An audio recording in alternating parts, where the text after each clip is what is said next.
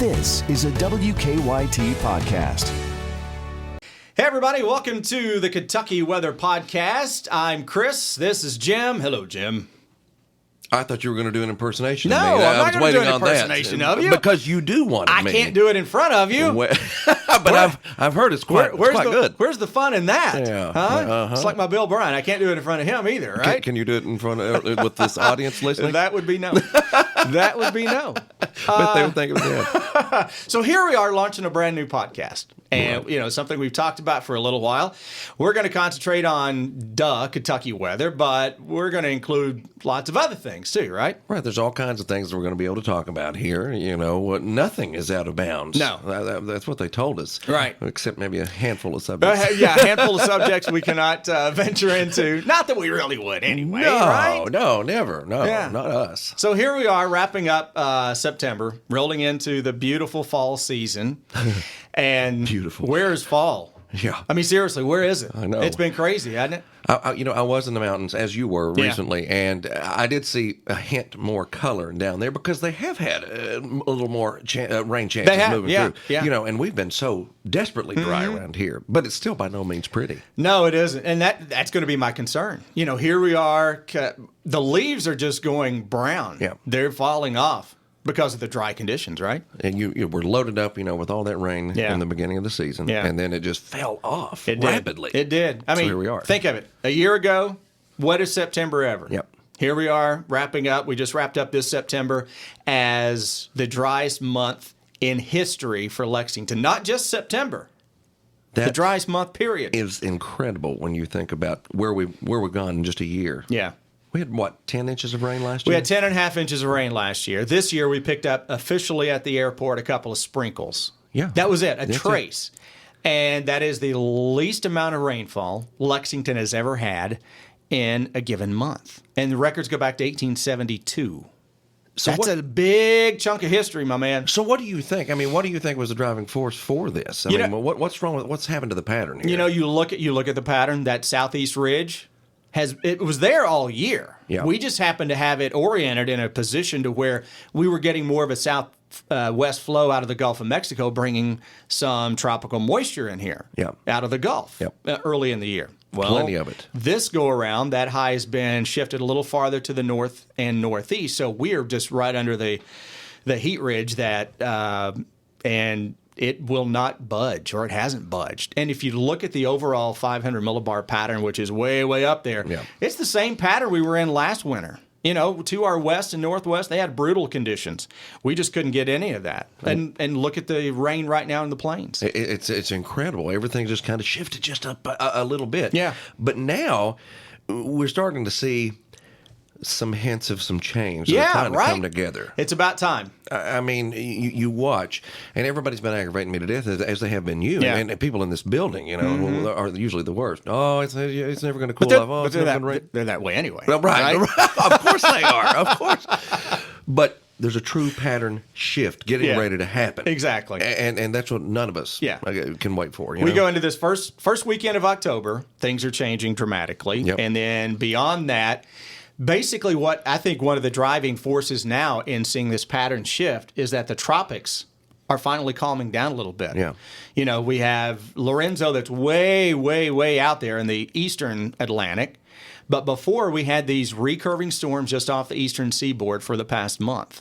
And so basically that was like throwing up a big roadblock or a stop sign to any cold fronts that were trying to come east. So the pattern couldn't move. So finally now we're getting rid of, getting the tropics to calm down and we can get the pattern to move. Which is something you see. You see that pattern with the tropics. Mm-hmm. You see it a lot more earlier on in the season for the tropical weather. Yeah. And it'll stall a front out or Yep. whatever. You get into July, August, but then it starts to, break down.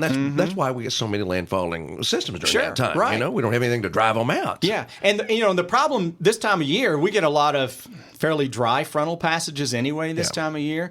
But we're going into this time of year so incredibly dry. So that really stinks. It does. And it has been the big contributing factor for this heat. Mm-hmm. The dryness overall. Dry ground. And, you look at all the record highs that have been set over the past 3 or 4 weeks across the southeastern part of the country. Yep. That's the area that's dry. we're dry here in Kentucky. But something else to consider when we get this different air mass finally in here, that dry ground with very little humidity in the air could also lead to some chilly nights. Oh, yeah. Because you don't have those dew points that are way, way up there. You don't have, you got that dry air and those low afternoon dew points. And that temperature at night this weekend, first weekend of October, may hit the 40s for the first time in a while. And I was telling them, I'm already seeing what really suggests that the pattern's shifting is when you start seeing some of those 30s sneaking in at night. Yeah, and in that long range stuff, absolutely. they're there. Mm-hmm. So a real shift overall and what we can expect, because finally we get a little fall. I mean, our highs are about to line up with where they should be. Isn't that weird? I know, yeah. And, we're talking about, maybe some upper 60s, low 70s for highs, and we're like, wow. And then all of a sudden you look and go, that's where we should be. Yeah, that's the problem. When you look at it and say, oh, my goodness, that's going to be... Oh, wait. Yeah, that's where we should be. History says that's what we should be doing right now, but we haven't been.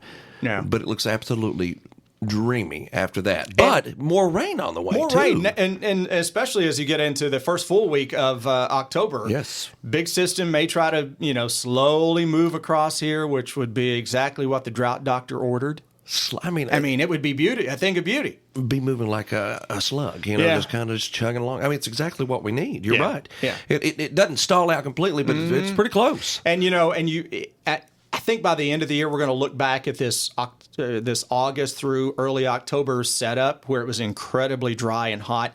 It's kind of being more the anomaly of the year than as something that we're just locking into right on through the wintertime. Right. So I don't think this is a long-term devastating drought that is just now getting started. I think we can, we'll make up for the rainfall, hopefully late fall and early winter. And again, it's trying its best to get there the next little bit here. If we could throw a good inch or two, that's the problem. The last time we had measurable precipitation, it was the 26th day of August, and we had out at the airport officially, of course, just shy of an inch. Yeah. That's the last substantial amount we've had here. Now we've had other areas that got in on a little bit here and there, but just like Saturday morning. This past Saturday, the last weekend of September, had rain at my house. Very little, very little. Very little, yeah. And that's it, and that's been happening a lot on the outliers out away from Lexington. Yeah, and I remember, 7 weeks ago, thinking, man, I wish it would stop raining. I'm tired of mowing my yard twice a week. And I haven't mowed in 2 weeks. I was getting ready to ask for the last time. Yeah, that's probably about me too. Yeah. So that part of me is like, all right, you know what? That's good. I'm good.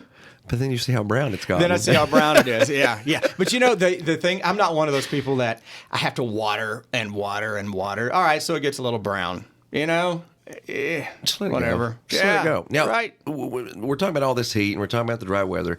And here's a subject that you often on your Twitter feed and on where I'm going with this, don't you? Here we go. And on television even at times you talk about the Bluegrass Airport thermometer at the airport. Yes. Well, it always you see it if anyone's paying attention to it for years, it is running hot, and this year it's running hotter than Louisville. Which has been for years. Which never happens. Yeah. It literally never happens. So the thermometer at Bluegrass Airport seems to be progressively getting worse or getting hotter.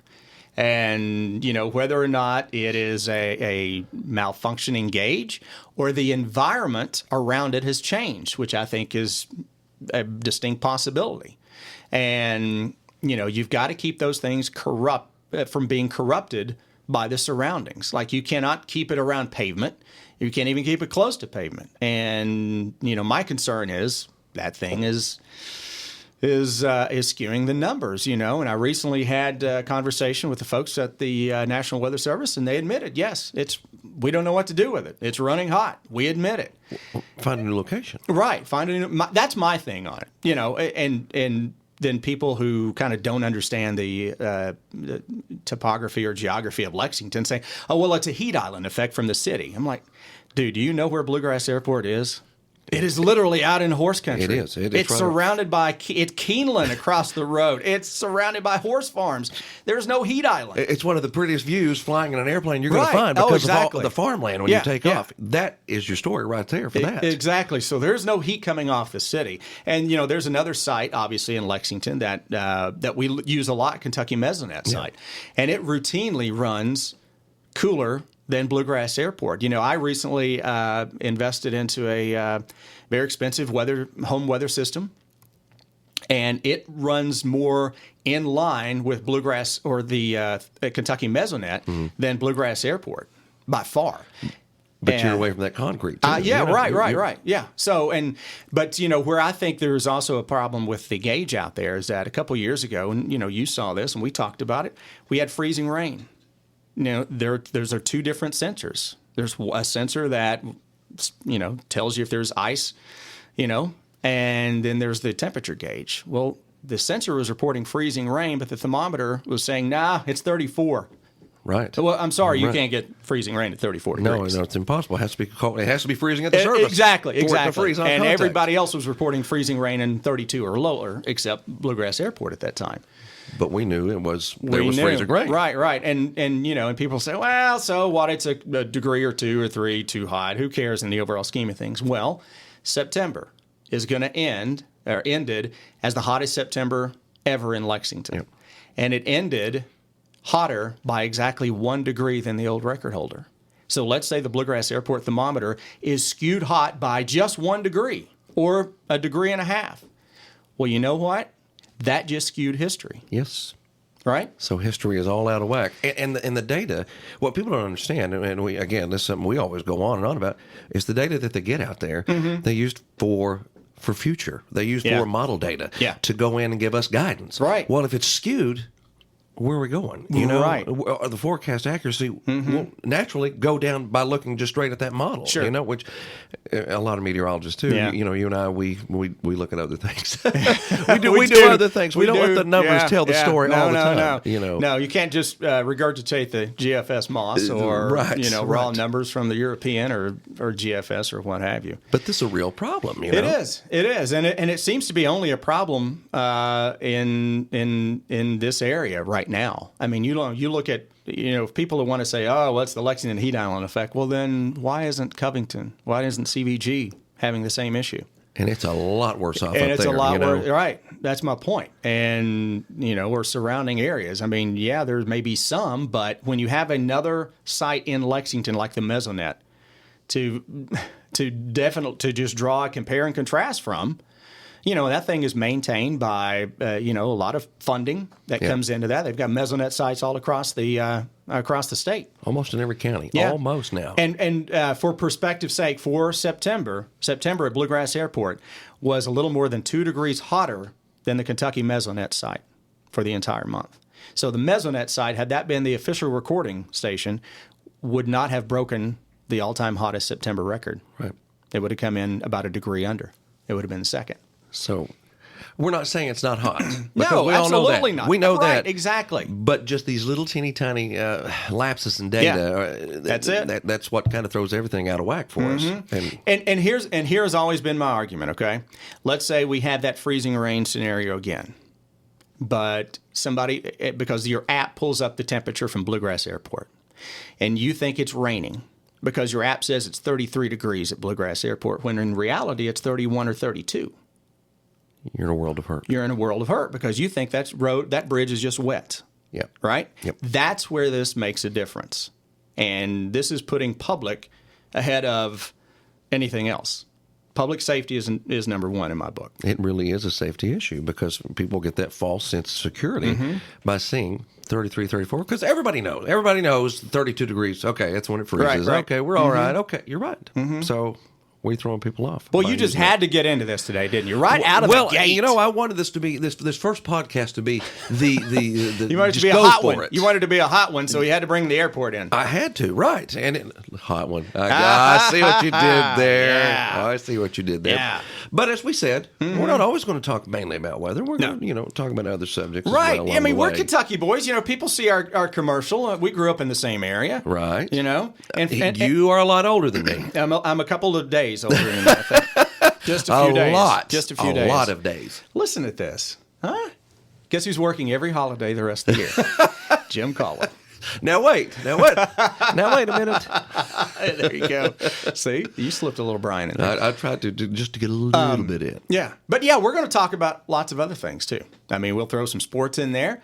I mean, you follow my Twitter feed. I talk a lot of sports too. It may not be very good, but I talk it. You do. You talk a lot of things, but you make a lot of sense. So only when I'm going off on officials. Oh, that never happens, right? See, now you're going to have this audio and video recording of it to get it out there. Yeah. Oh, man. Yeah, I know. But this is good stuff, though, right? It will be. And it's going to get a lot better. As Yeah. we're going to tackle some things. And we're going to try to have some guests going forward as well. So we may get a few national people in here. We may get, and especially, I think where this is going to be really fun is going into wintertime, which is, we're getting to that time of year, when people are saying, hey, when's my first snow day? Is it going to be cold, snow? When do you plan on? I get this all the time. Yeah. You know what I'm getting ready to say. Yeah, when winter do you plan forecast. The season. We usually do that in the first half of November. Yeah. I got to get the powers that be around here, the bosses, to say, hey, we need it on this particular day or this particular week, and then we go at it from there. But I've already started work on it. Maybe I'll drop some hints coming up. You always do, though. I mean, you're always working on it. Yeah, I really am. I'm compiling information generally starting at the beginning of the year and just kind of whittling years away and looking at past years and, seeing which ones kind of match up where we are and where we may be going based on seasonal models, too. How many have you done? Oh, gosh. I've been doing those since 2003 or 4. Probably. Gosh, that's a long time. That's a long time, yeah. And obviously some have stunk. Some have been really, really good. And I had a run there of, I just started doing a bold prediction back in 2013. I hit the first 4 in a row. I remember those. Now I'm 0 for my last 2. I got to come out swinging this year, At least you admit it. Right, yeah, absolutely. I'm wrong. I mean, that's why it's called a bold prediction, right? So we might sneak some of that stuff in here along the way. As we go cruising along. Maybe you get people, if they listen to this regularly, maybe they'll get the bold prediction first. Maybe Right, so maybe. Keep coming back. Or maybe they can share some of their bold predictions with us. Yeah, and then I like that too. We'll talk about it. And for people who are listening, let us know what you would like to hear us talk about too. Oh yeah, give us some suggestions. Just so the subjects out there, we're going to talk about popular myths. Yeah. The things we're going to get to the bottom of a lot of stuff for you. Things you should know. Yeah, there are a couple things I want to talk about. Sure, and one that will really be fun are the folklore. Oh yeah, weather folklore. Yeah, because this is the time. I'm already getting pictures of persimmon seeds. And woolly worms. Oh, my goodness. And, there are many, many, many, many, many, many of those things. So we will be tackling all of that here over time. Yeah. However long they let us do this thing. You know what, folks? It's been a good run. We're one and done. And this is the last one. We haven't said anything too controversial yet, so give us time. We're pacing ourselves, all right? We got to spread it out over time. That's right. Well, listen, folks, we appreciate you guys being with us on episode number 1 of our Kentucky Weather Podcast with Chris and Jim. Jim, anything else you want to say? No, that's it. This was sponsored. No, I'm just kidding. Trying to get a little money in it for myself. See what I was doing there? Yeah, there you go. I like it. All right, folks, we appreciate you being with us. Take care.